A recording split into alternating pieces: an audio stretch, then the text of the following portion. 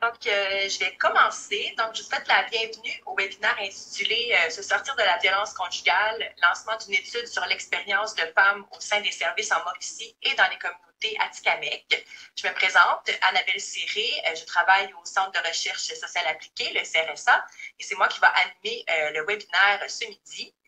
Je suis en compagnie de ma collègue Amélie Lantaigne du CRSA et aussi de Joanne Blais et Mia Robert de la table de concertation du Mouvement des femmes de la Mauricie, donc de la TCM-FM. Tout d'abord, je voulais reconnaître que le CRSA et la TCM-FM se situent sur un territoire non cédé de la nation Atikamekw. Je reconnais que l'on travaille toutes et tous à des endroits différents et que par conséquent, vous travaillez sur un autre territoire traditionnel autochtone. Je vous encourage donc à garder ça en tête tout le long du webinaire. Donc, pour les personnes peut-être qui sont moins familières avec la formule webinaire, qui est un peu différente de la formule réunion sur Zoom, vous allez voir que vous ne pourrez pas ni activer votre caméra ni votre micro durant la présentation ou le moment qu'on passe ensemble ce midi.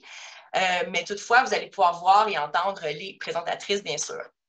Pour vous donner une idée, on est présentement un peu plus de 80 personnes là, présentes au webinaire.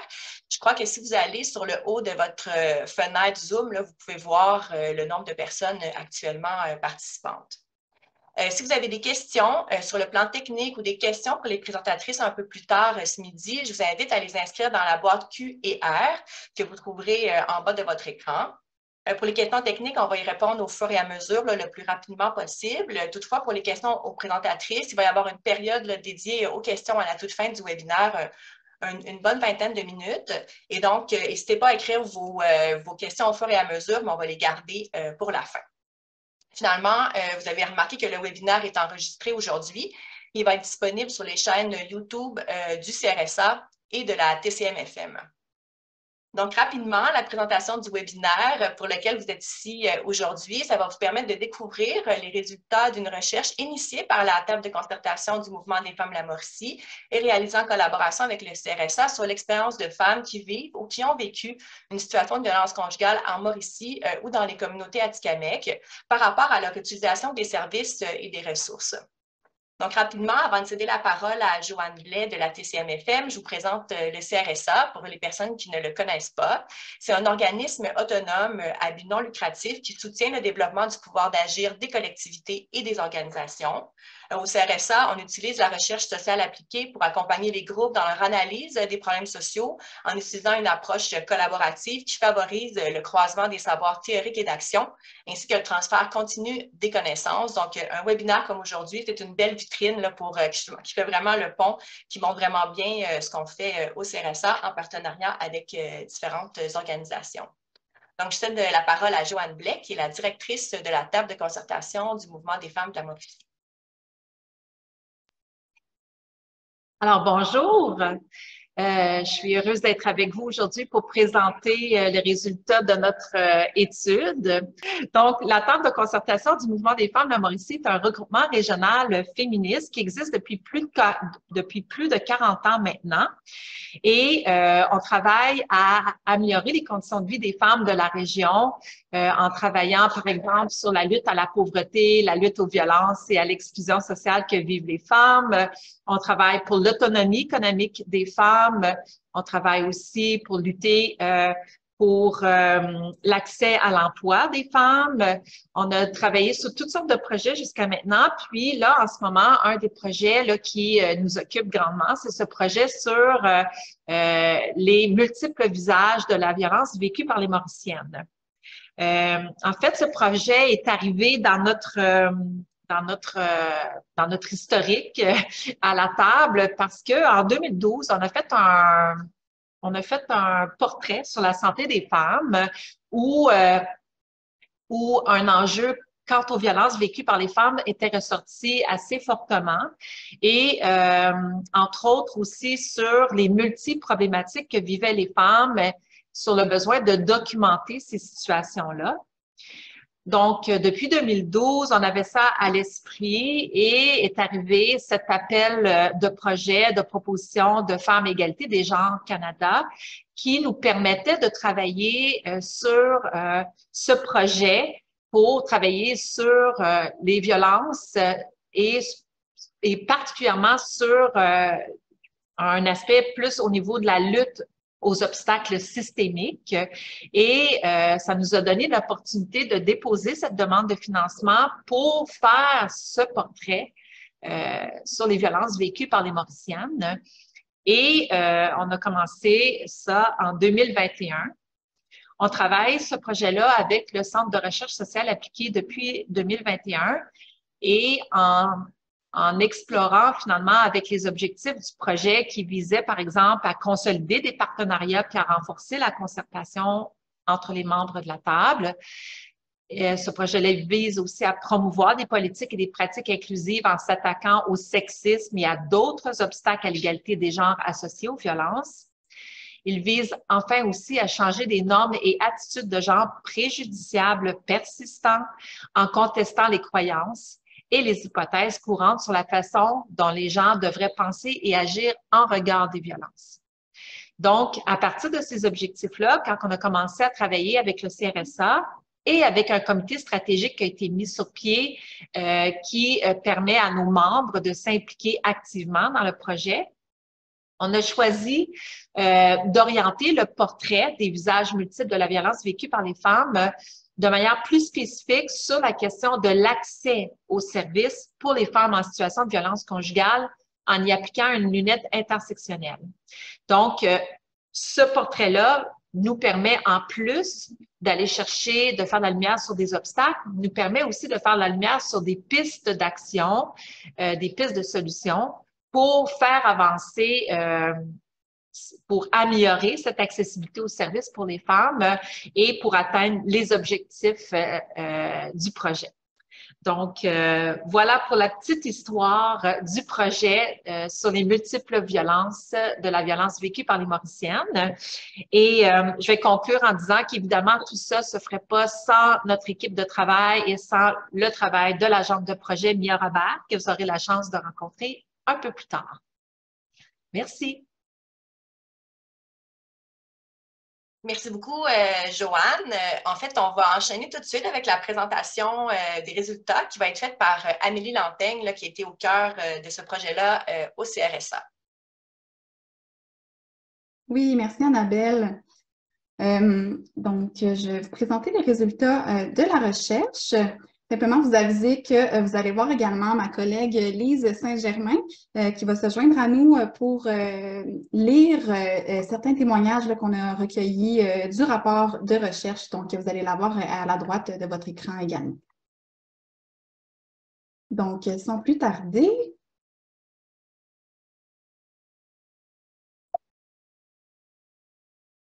l'objectif de l'étude, c'était de documenter les obstacles systémiques, persistants ou nouveaux dans l'accès et l'utilisation des services privés, publics et communautaires en Mauricie et dans les communautés atikamekw pour les femmes vivant ou ayant vécu de la violence conjugale au cours des dernières années.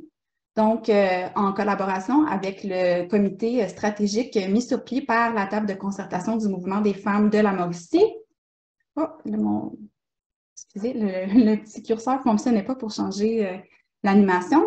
Donc, on souhaitait s'attarder plus précisément à l'expérience de femmes issues de l'immigration et racisées en situation de pauvreté et ou d'instabilité résidentielle, de femmes ayant des limitations fonctionnelles, de femmes issues de la diversité sexuelle et de genre, puis de femmes atikamekw vivant en communauté ou hors communauté.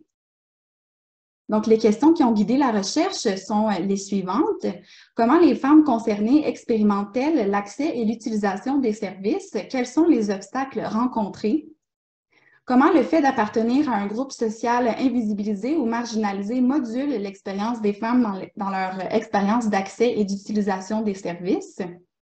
Quels effets ont les obstacles à l'accès et à l'utilisation des services pour les femmes? Puis, quel est l'impact de la localisation sur l'expérience des femmes, donc la perspective du territoire? Donc, la recherche, c'est une recherche exploratoire, qualitative et collaborative. Donc, on a fait des entrevues individuelles ainsi que des groupes de discussion. Puis la recherche était collaborative puisque, comme j'expliquais, il y a eu un comité stratégique là, mis sur pied par la TCMFM. Donc, il y avait plusieurs allers-retours et de co-construction, co-validation entre le CA et le comité stratégique. On a aussi utilisé une approche féministe intersectionnelle dans le cadre de l'étude. Donc, pour celles et ceux qui sont moins familières avec cette notion, l'intersectionnalité, c'est un cadre d'analyse qui permet de comprendre comment de multiples réalités et systèmes de pression s'entrecroisent et s'influencent mutuellement. Par exemple, le sexisme, le classisme, le racisme.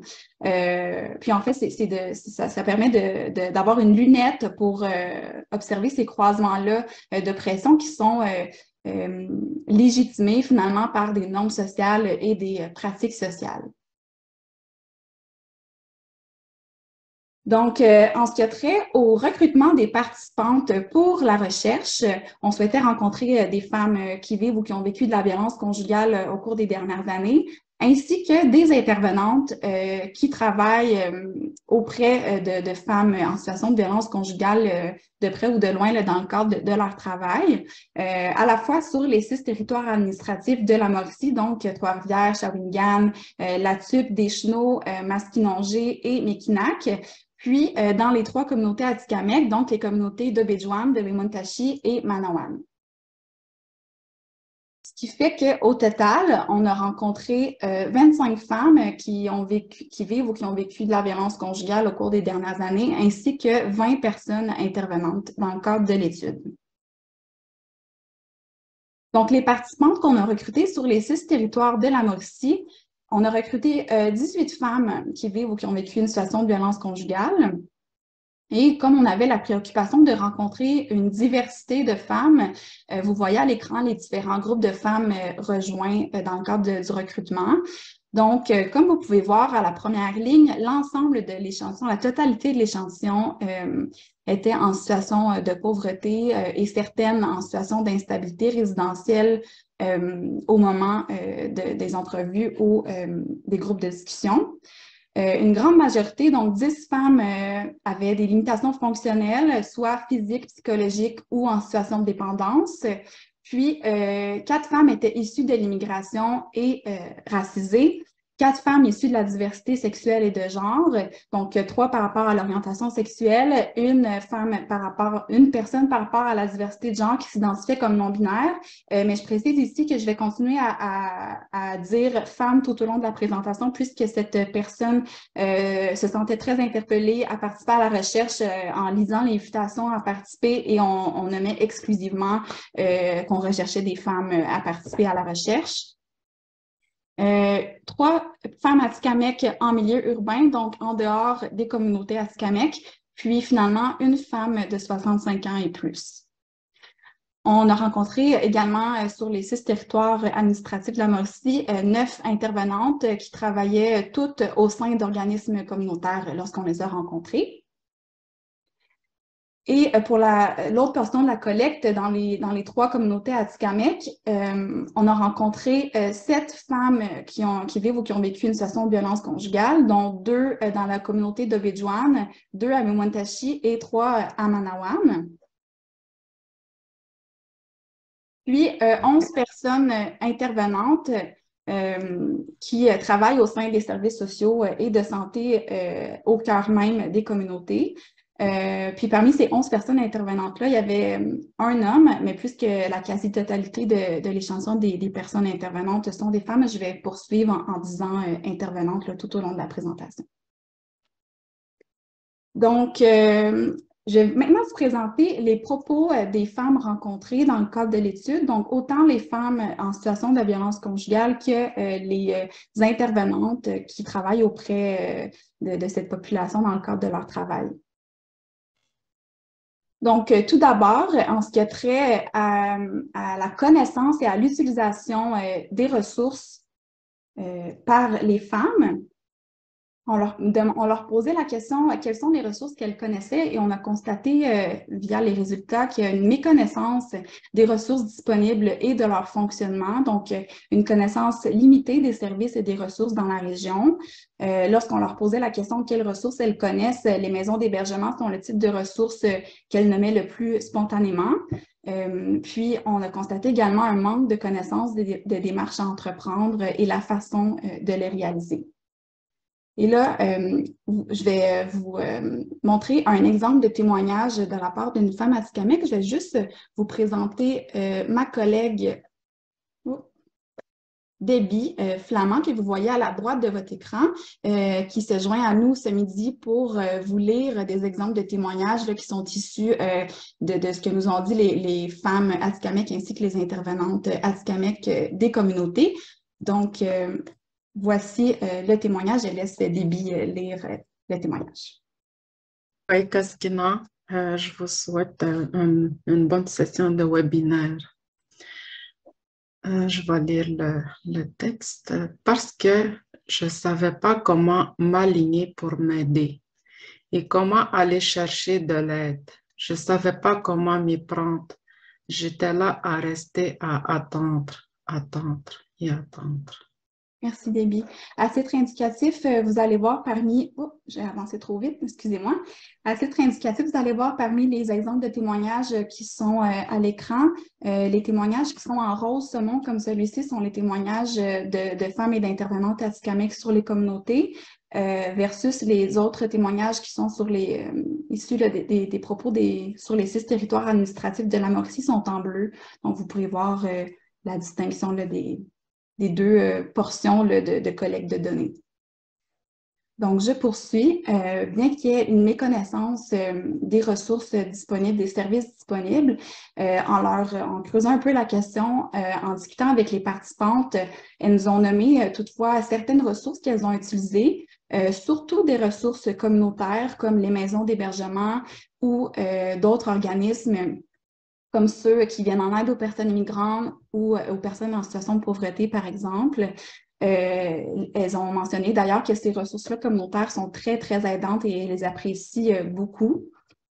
Ensuite, elles ont aussi nommé des ressources institutionnelles, comme par exemple un médecin de famille ou médecin au sans rendez-vous, puis une personne intervenante en santé mentale. Des ressources privées, comme par exemple un ou une psychologue, puis des réseaux d'entraide plus informels, des réseaux d'entraide citoyens, par exemple des groupes de femmes ou des groupes de rencontres anonymes. Donc, je vais vous présenter maintenant les obstacles rencontrés dans l'accès et l'utilisation des services. Donc, vous voyez à l'écran une roue. Il y a beaucoup d'informations là-dedans. Je vais vous expliquer un peu plus en détail. Donc, en fait, c'est une roue synthèse qui présente tous les obstacles que nous ont relatés à la fois les femmes et les personnes intervenantes. Et cette roue-là, vous pouvez la trouver, c'est une roue synthèse là, que vous pouvez trouver dans les documents de la recherche via le chat. Là, on a mis des liens vers les documents, à la fois le rapport de recherche ainsi que la synthèse de recherche. Mais je vais me servir de cette roue-là aujourd'hui pour vous présenter les différents obstacles rencontrés par les femmes. Donc, si on commence par s'intéresser au centre de la roue, donc le cercle blanc, on y trouve les obstacles qui relèvent des situations vécues par les femmes. Donc, par exemple, le premier obstacle, la non-reconnaissance de la situation de violence conjugale et de sa gravité. Donc, une difficulté à reconnaître les formes de violence qui se distinguent de la violence physique, comme par exemple la violence verbale, la violence psychologique ou la violence économique, pour ne nommer que ces exemples-là. Également, une crainte de ne pas être crue, considérant l'absence de marques physiques lorsqu'il est question de violence conjugale autre que de la violence physique. Pour les femmes qui vivent la violence familiale, ça peut amener à normaliser la violence vécue. Puis, l'incompréhension des dynamiques de violence peut faire en sorte que les femmes se sentent responsables de la violence vécue. Un autre obstacle, pardonnez-moi, ici on a un exemple, un autre témoignage de la part d'une femme atikamekw. Je vais laisser Debbie le lire. C'était plus verbal ou c'est sûr qu'il y en a eu des chicanes et qu'on s'est comme pogné, mais c'était pas autant. Je me ramassais pas avec des bleus, c'est vraiment psychologique. Mais c'était quand même, ça m'a tout brisé à l'intérieur, ma confiance, mon estime aussi. Je me disais, ça va servir à rien aussi. Si jamais j'appelle la police, vu que c'est physiquement, ça paraissait pas. Donc, on passe à un deuxième obstacle qui relève des situations vécues par les femmes, qui sont des craintes que les femmes vivent de répercussions, de dénoncer ou d'entreprendre des démarches. Donc, plusieurs peurs qu'elles ressentent, notamment la peur du dévoilement de la situation qui peut venir aussi avec un sentiment de honte ou de gêne. La peur de certaines pertes, comme par exemple de perdre la garde de ses enfants, de perdre des liens significatifs affectifs, là, comme par exemple des animaux de compagnie, de perdre son milieu de vie et ses ressources là, à proximité. La peur également d'aggraver la situation de violence conjugale par le conjoint ou l'ex-conjoint violent. La peur de fragiliser son réseau social qui peut parfois être déjà assez fragilisé, assez faible. La peur de faire face aux préjugés de l'entourage, puis la peur d'être aidé par un intervenant masculin, le considérant que la violence reçue et associée était perpétrée par un homme. Donc, on a un autre témoignage ici d'une femme qui réside en milieu rural. L'organisme, ça, je connais, mais je n'ai pas osé. Je ne les ai pas consultés, mais je savais. Et j'avais un peu peur. Qu'est-ce qui va arriver? J'avais peur qu'on m'arrache ma fille également. Donc, Ensuite, il y a également la précarité économique et la rupture sociale qui représente un autre obstacle relevant des situations vécues par les femmes.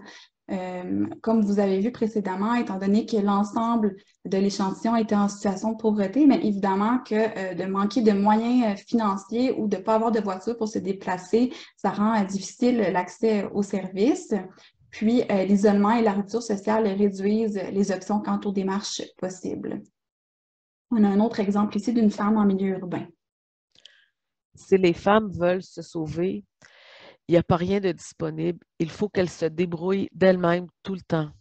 Si elle est à pied, qu'elle n'a pas de véhicule, parce que souvent, ils font ça. Ils t'isolent aussi. Fait que souvent, tu n'as pas plus de contact avec ta famille, tes amis. Ça fait que comment elles font pour réussir à se sauver? Elles n'ont plus aucun moyen. Donc, on va aller un peu plus à l'extérieur de la roue. On va se diriger vers la portion en bleu foncé. Dans cette portion-là de la roue des obstacles, on retrouve les obstacles qui relèvent des services à proprement dit, des services et de leur organisation. Ces différents obstacles-là, je répète à nouveau, je pense que c'est important de le répéter, que les services offerts par les organismes communautaires sont vraiment très, très appréciés là, par les femmes rencontrées. Donc, comme obstacle relevant des services, il y a le manque de continuité dans les services. Donc, l'obligation de répéter son histoire à plusieurs reprises, à plusieurs intervenants, puisqu'il manque de cette continuité-là entre les différents services et entre les différentes personnes intervenantes. Puis, le manque de services après un séjour en maison d'hébergement, service en maison d'hébergement qui est très, très apprécié par les femmes, mais lorsque le séjour se termine, certaines femmes se sentent un peu démunies là, du fait qu'il manque un peu de continuité par la suite. On a un exemple ici d'une femme qui parle de la suite de son séjour en hébergement. Peut-être que si j'avais appelé, il m'aurait donné un suivi, peut-être plus. C'est vrai que quand je suis sortie sur le coup, je me suis sentie abandonnée un peu. Oui. Quand je squattais un peu partout chez mes amis, oui, je me suis sentie abandonnée un peu. Il aurait fallu, je pense qu'il y ait une continuité, peut-être une fois par semaine ou deux. Ensuite, on passe à l'obstacle qui est l'absence de mécanismes pour assurer la sécurité des femmes. Donc, certaines femmes nous ont parlé de la proximité avec l'ex-conjoint lors de passage à la cour qui n'était pas nécessairement régulé pour leur sécurité. ainsi que le manque de compréhension du besoin de sécurité des femmes dans l'application des interdits de contact. Donc, je vous explique brièvement pour mieux illustrer cet obstacle. Par exemple, il y a une femme qui nous a mentionné qu'en appelant quelqu'un qu'elle connaissait lui avait dit que le conjoint s'en venait chez elle, donc elle a appelé la police, mais la police lui a dit qu'elle devait attendre que le conjoint se retrouve sur son terrain devant sa porte pour appeler la police. Donc, elle s'est sentie minimisée dans sa détresse ou pas nécessairement crue. Donc, on passe maintenant à la localisation des services et des ressources. Donc, pour les femmes qui vivent en milieu rural, il y a un manque de transport pour se déplacer vers les différents services.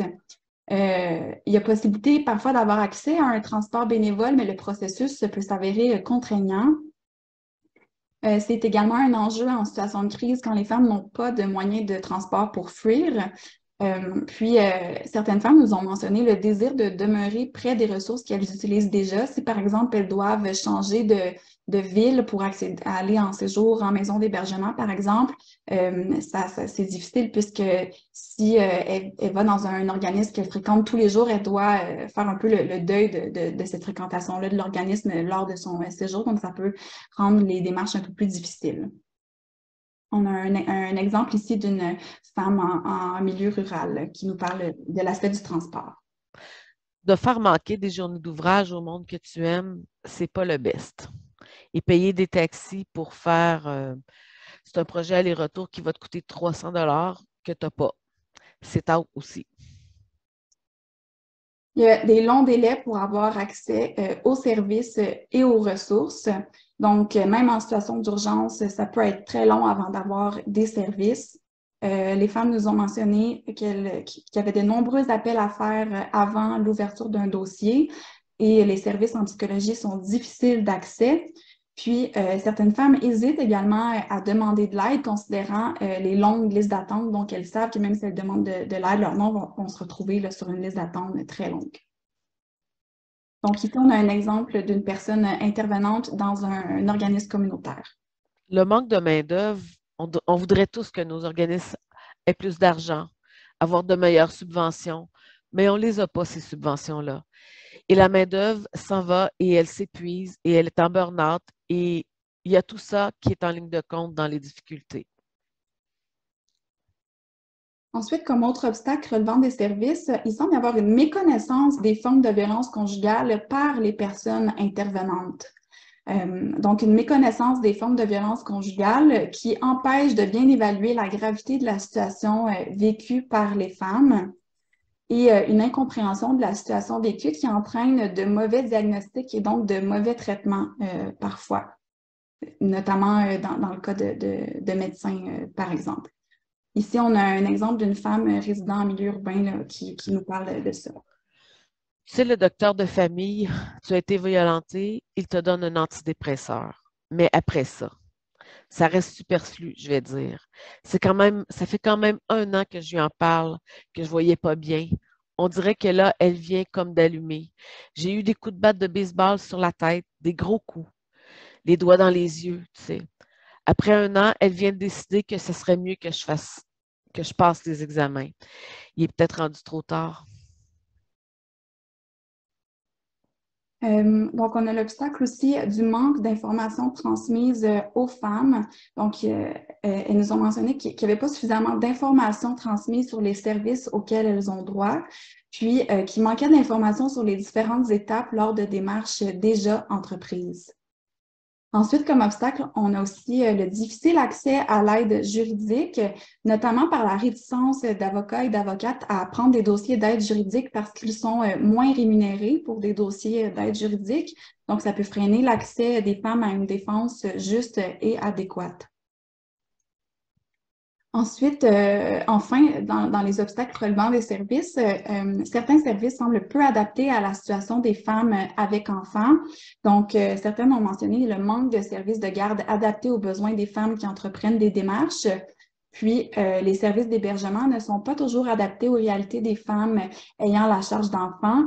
Par exemple, les femmes qui ont la charge d'enfants doivent s'en occuper en tout temps, donc c'est plus difficile de se déposer, de prendre le temps de réfléchir, de processer, si je peux utiliser ce mot-là, ses émotions et de cheminer là, au rythme souhaité lorsqu'on doit s'occuper des enfants en même temps. Donc ici, on a un exemple d'une intervenante Atikamekw qui nous parle sur l'aspect du service de garde là, pour les services. Moi, ce que je remarque comme obstacle, c'est de ne pas s'engager parce qu'il y a des enfants. L'homme travaille, mais elle s'occupe de la maison, des enfants. Elle veut s'en sortir. Bien, il faut qu'elle essaie de trouver quelqu'un pour garder les enfants, pour qu'elle vienne consulter ou aller au centre de santé. Des fois, on dit, venez amener vos enfants. On garde vos enfants le temps qu'elle voit un psychologue, admettons. Des fois, elles sont obligées d'amener leurs enfants dans une maison d'hébergement à l'extérieur de la communauté et les enfants manquent l'école. Donc ça, c'est un autre obstacle. Merci, Baby. Donc, on va aller maintenant à l'extérieur de la roue des obstacles, donc dans la portion rose et saumon. Donc, vous voyez différentes catégories dans cette portion-là de la roue. Ce sont les obstacles spécifiques aux femmes qui se retrouvent à l'intersection de plusieurs systèmes de pression. Donc, les obstacles spécifiques aux différents groupes de femmes qu'on a rencontrés. Donc, pour commencer, les femmes en situation de pauvreté et ou d'instabilité résidentielle. Ces femmes nous ont mentionné faire face à des préjugés tenaces dans le système de santé et de services sociaux. Elles ressentent parfois du mépris dans les services.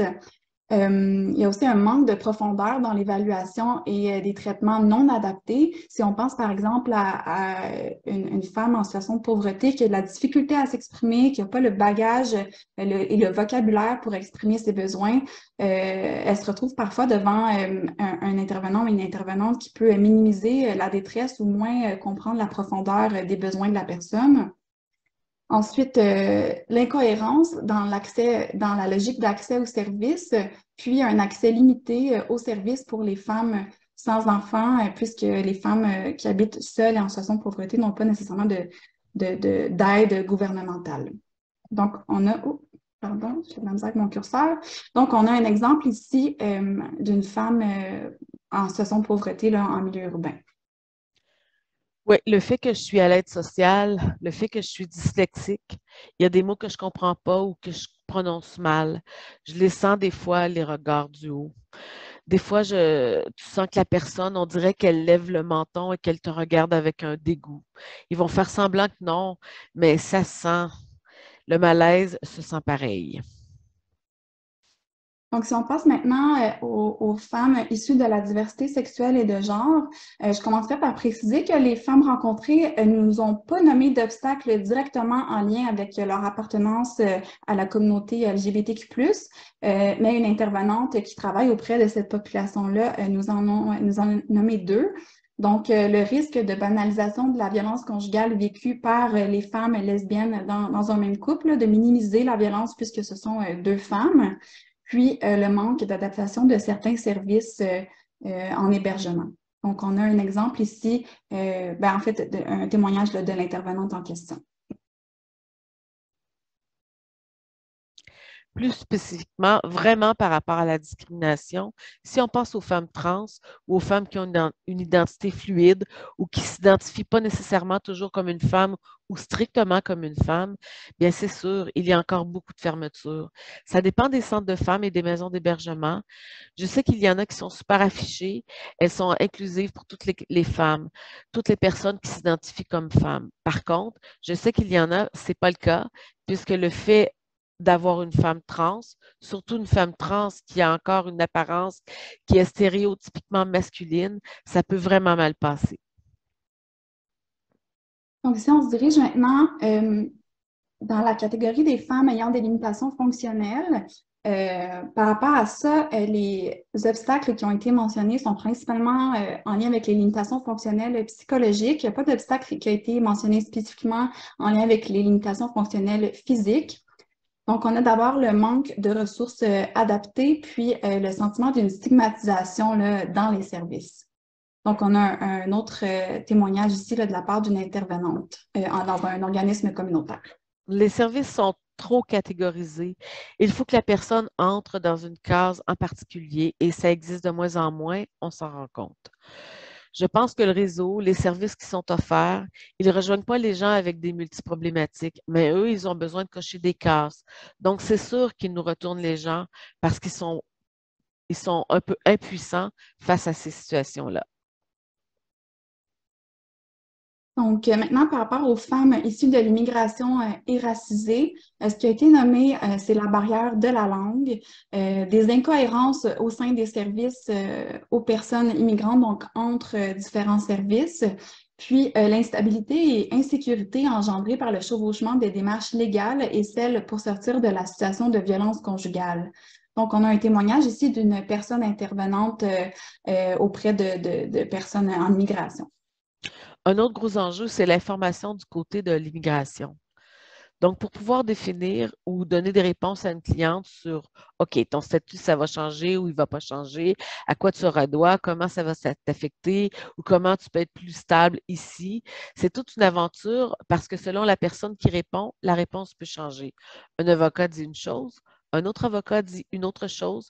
Je vois que les gens s'attendent à ce que ce soit une seule réponse parce que c'est un seul pays.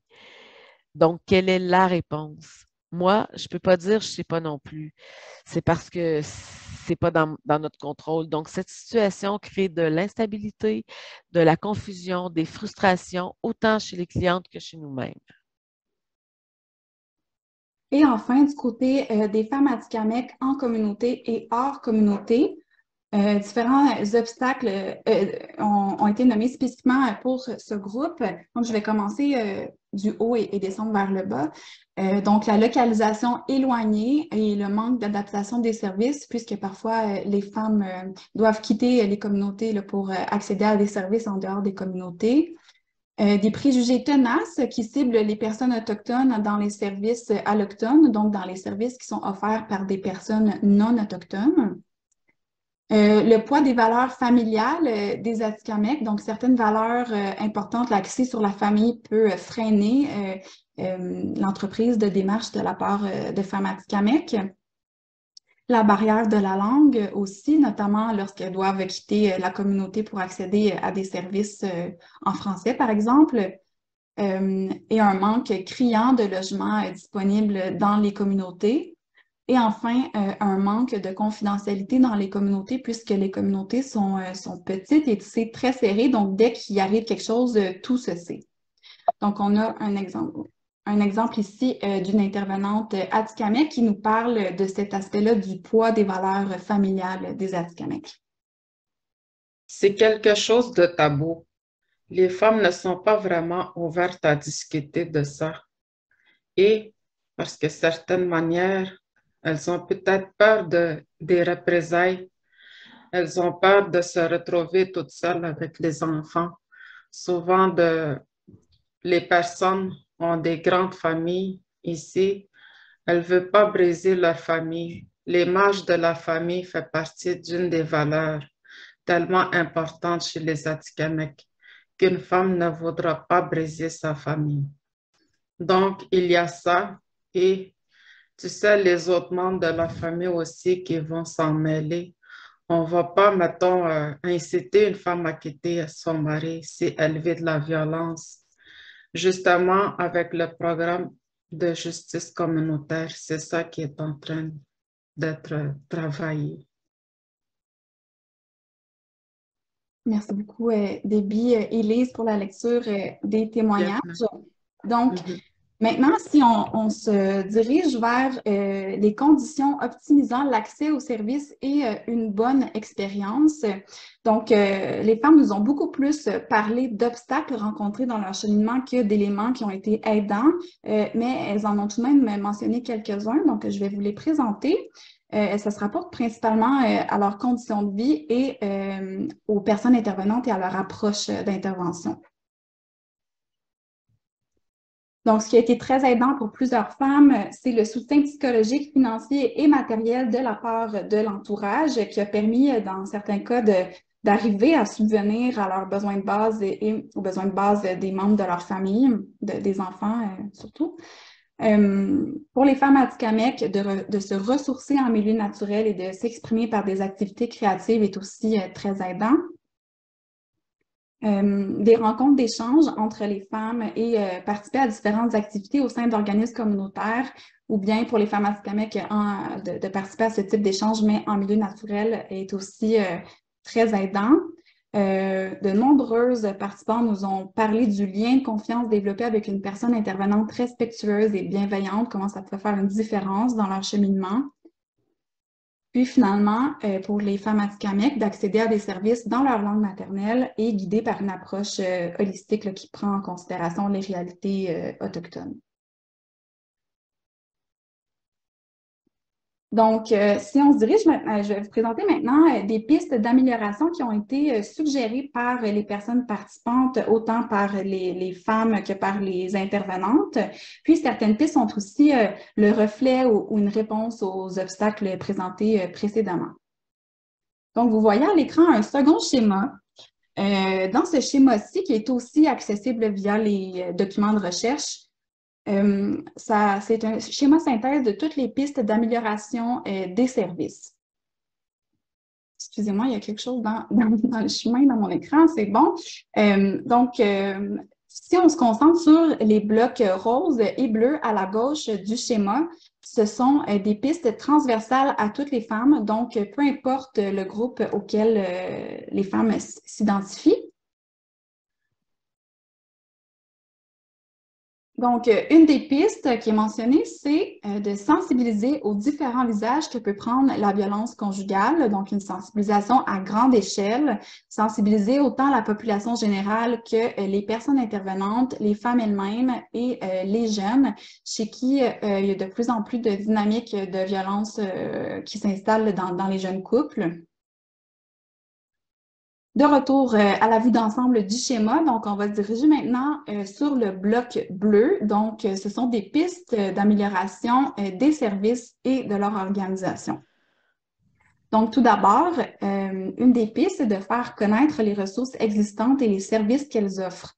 Donc, mieux faire circuler l'information sur les ressources disponibles et sur les services qu'elles offrent, et mieux faire circuler l'information concernant les droits des femmes.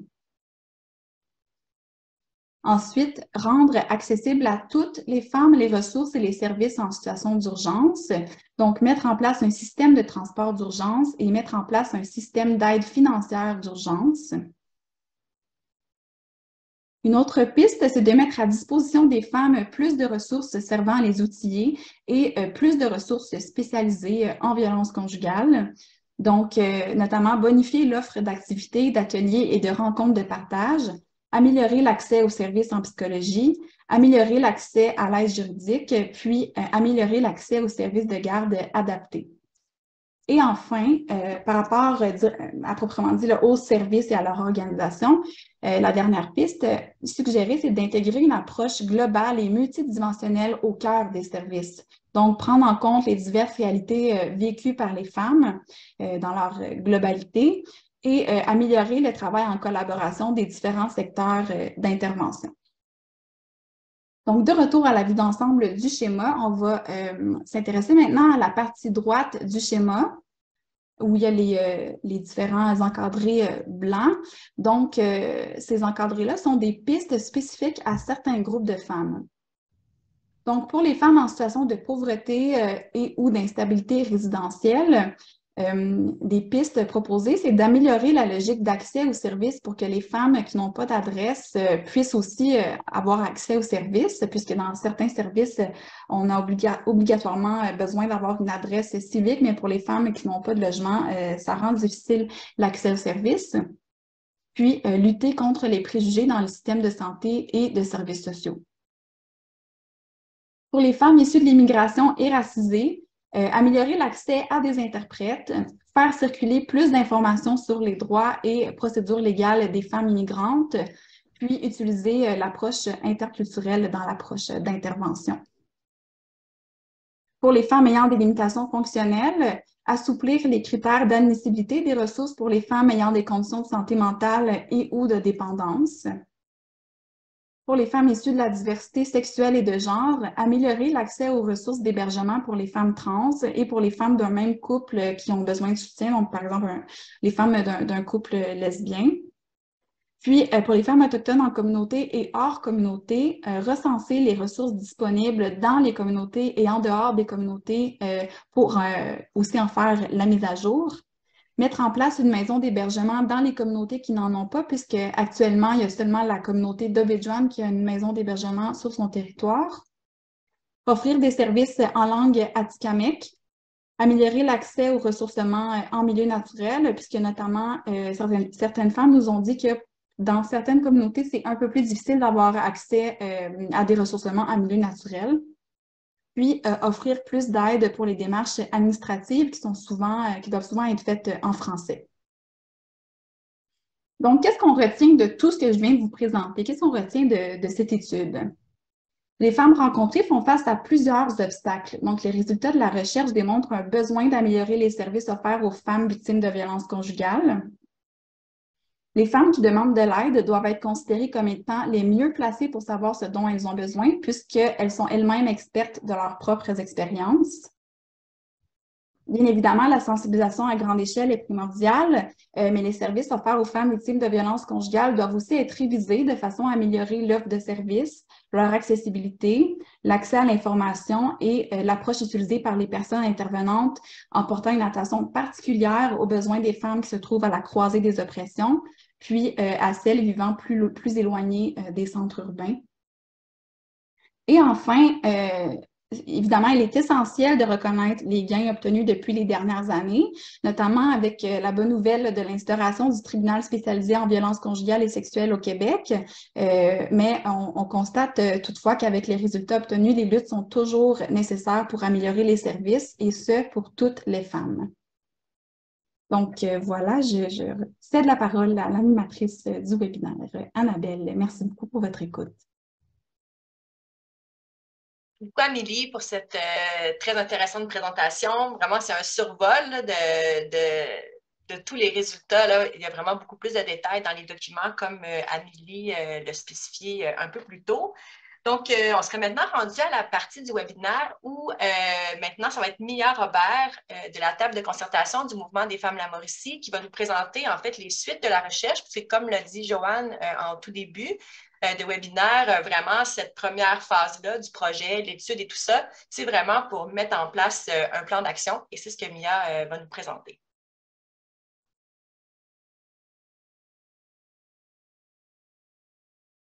Excuse-moi, Mia, ton micro est fermé, je crois. Merci. Bonjour à toutes et à tous. On souhaite remercier en premier lieu le CRSA qui a fait un travail, comme à l'habitude, exceptionnel. Le plan d'intervention, le plan d'action qu'on va vous présenter dans les prochaines diapos, il est vraiment issu des constats de l'étude, puis également de la concertation du comité stratégique qui a été créé pour accompagner la démarche. On peut passer... Donc, notre plan d'action, il est un peu divisé en deux volets. Il y a des actions de prévention puis des actions d'intervention. Donc, au niveau de notre préoccupation pour sensibiliser aux différents visages que peut prendre la violence conjugale, notre premier public cible, c'est les femmes en elles-mêmes. Donc, une des actions qui a été retenue, c'est de développer et présenter des activités de prévention des différentes formes de violence lors d'un événement grand public de type de journée ressourcement pour les femmes. C'est un événement qui va avoir lieu en novembre prochain, le 4 novembre.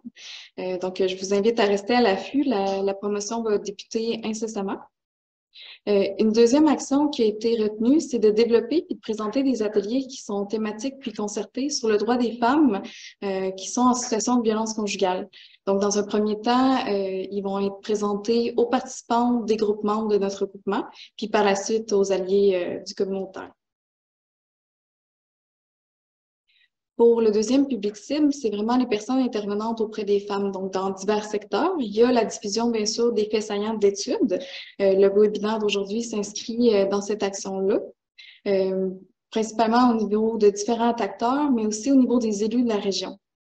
On a retenu également l'action de développement puis de présentation d'une animation sur la violence conjugale, mais ayant une visée de vraiment aller prévenir la victimisation secondaire que plusieurs femmes peuvent ressentir dans leur démarche. Donc, on aimerait viser des intervenants et intervenantes de différents secteurs. On peut penser médical, juridique, plusieurs secteurs. Notre dernier public cible, c'est vraiment les jeunes. Il y a déjà des initiatives qui sont fantastiques que nos membres mettent en application, dont des membres qui font partie du comité stratégique. Donc, on aimerait pouvoir leur apporter un soutien. Dans un premier temps, de contribuer à un lien partenarial entre les centres de services scolaires, puis un offre pour desservir un offre d'atelier sur les relations saines et égalitaires. Il y a un programme qui s'appelle Empreinte, qui est un programme provincial, qui est animé par les CALAX, puis on aimerait pouvoir faire que les jeunes, davantage et plus de jeunes puissent en bénéficier. Il y a également un soutien au niveau d'un jeu interactif qui a été développé par le CALAX Entraide d'action, qui concerne le rôle des témoins actifs et actifs. Puis comme le jeu a été entièrement traduit en Atikamekw, on aimerait pouvoir soutenir le CALAX pour pouvoir aller donner des présentations dans les écoles des communautés Atikamekw. Au niveau du volet d'action d'intervention, on est vraiment allé en les divisant de la même façon que ce que les pistes d'amélioration de la recherche ont identifié. Donc, dans le souci de faire mieux connaître les ressources existantes puis les services qu'elles offrent, il y a déjà une action qui a débuté, c'est la recension des ressources, services et programmes qui existent sur notre territoire. On va en faire en premier lieu une promotion via la plateforme Maël. Je ne sais pas si tout le monde connaît Maël, mais c'est une plateforme qui regroupe des services, des organisations qui donnent des services en matière de santé et bien-être pour les femmes. Donc, je vous encourage à aller la consulter. Puis par la suite, on voudrait faire une campagne via les médias, donc autant les médias écrits que la radio ou que les médias sur le web. On aimerait aussi aller développer des compétences sur les réseaux sociaux pour favoriser la promotion des ressources pour les femmes. On voudrait mieux comprendre les algorithmes puis surtout éviter les champs à écho pour aller rejoindre les femmes qui sont peut-être les plus éloignées de nos ressources.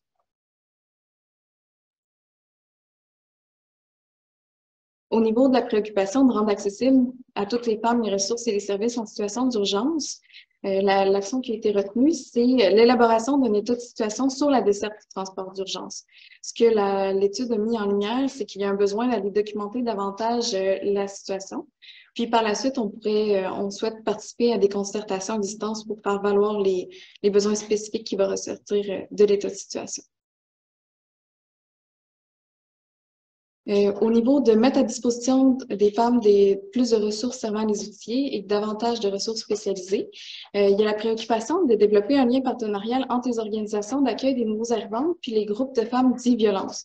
Ce qu'on a décidé de retenir, c'est d'organiser une journée annuelle de rencontres pour échanger puis renforcer la collaboration. On a également, dans la même logique d'idée que la diapositive précédente, décidé d'y aller avec l'élaboration d'un état de situation sur les besoins spécifiques des femmes quant aux obstacles d'accès à l'aide juridique puis les obstacles d'accès aux psychologues. Puis également, on voudrait apporter un soutien aux activités qui vont être priorisées par les femmes dans les communautés atikamekw pour leur permettre de mettre en action ce qu'ils vont décider comme étant les priorités. Puis par la suite, au niveau d'intégrer une approche globale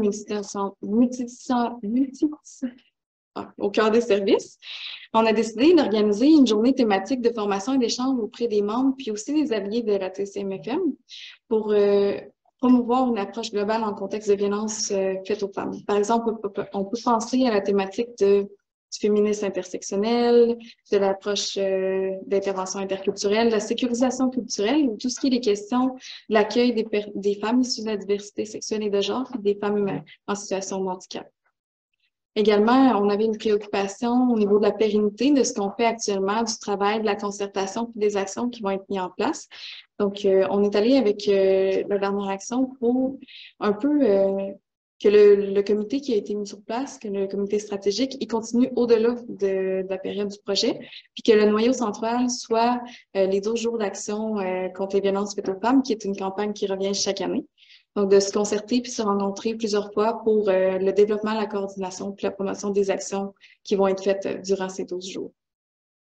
C'est ce qui fait un peu le tour de notre plan d'action. Donc, je vous invite à rester alerte à toutes les actions qui vont se déployer au courant des prochaines semaines, des prochains mois. Puis, n'hésitez pas si vous avez des questions. Merci beaucoup, Mia. Vraiment, on voit tout, dans le fond, l'intérêt de l'étude et comment ça peut se transporter concrètement sur le terrain pour vraiment améliorer l'expérience des femmes qui vivent de la violence conjugale. Merci beaucoup pour cette présentation-là.